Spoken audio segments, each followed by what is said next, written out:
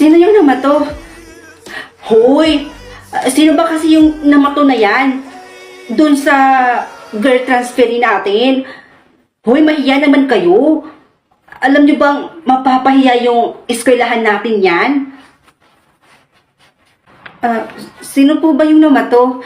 Umamin naman kayo. Wala naman akong ginagawa sa inyo eh. Hoy, sino ba kasi yung namato na yan? Umamin na kayo. Mahiya naman kayo dyan, no? Transferi pa naman yan. Mapapahiya yung eskwelahan natin yan. Teka. Anong oras na ah? Wala pa ba yung teacher natin?